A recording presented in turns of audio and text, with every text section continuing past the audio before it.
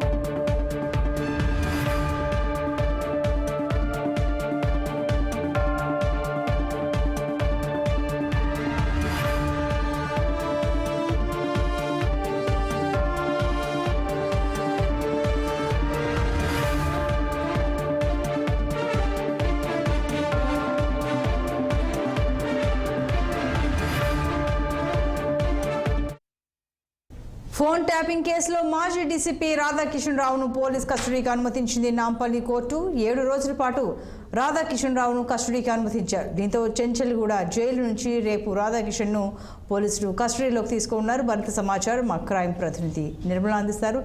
నిర్మల, రేపు రాధాకిషన్ రావును కస్టడీలోకి తీసుకుంటామని తెలుస్తోంది, ఈ వివరాలు ఏంటి?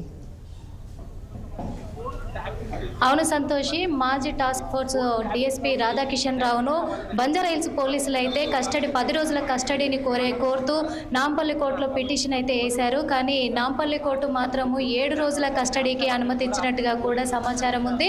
ఇప్పుడు ఆ 7 రోజుల కస్టడీని బంజారాహిల్స్ పోలీసులకు రాధాకిషన్ మీద తీర్పునిస్తూ నాంపల్లి కోర్టు అయితే తీర్పునియడం జరిగింది. అలాగే రాధాకిషన్ రావుని రేపు ఉదయము బంజారాహిల్స్ పోలీసులు కస్టడీకి తీసుకొని ఇప్పుడు ఈ ఫోన్ ట్యాపింగ్ వెనకాల ఎవరెవరు ఉన్నారు, బీఆర్ఎస్ నేతలు ఎవరున్నారు, బయటి వాళ్ళు ఎవరున్నారు, ఏంటి అనే విషయాలను కూడా పోలీసులు రాబట్టడానికి గట్టిగా నిఘా పెట్టినట్టుగా కూడా తెలుస్తుంది.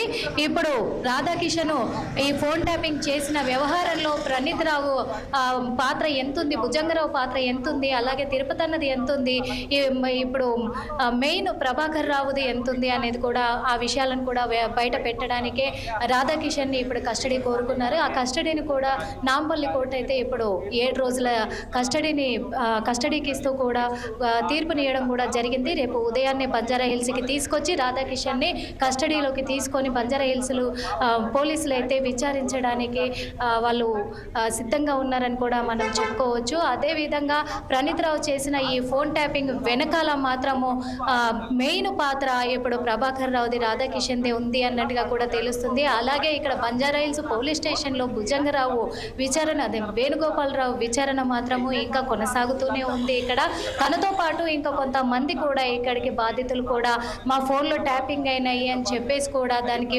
ముఖ్య పాత్ర కూడా రాధాకిషన్, భుజంగరావు, తిరుపతి అన్నలే అంటూ కూడా ఇక్కడ వాపోతున్నారు.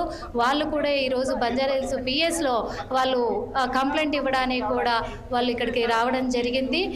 ఇంకొకటి, రాధాకిషన్ని కస్టడీలోకి తీసుకున్న తర్వాత మాత్రము ముఖ్యంగా కీలక నేతల పేర్లను కూడా బయటికి వెల్లడించే అవకాశాలు అయితే ఉన్నాయి. Santosh. Right Nirmala, thank you.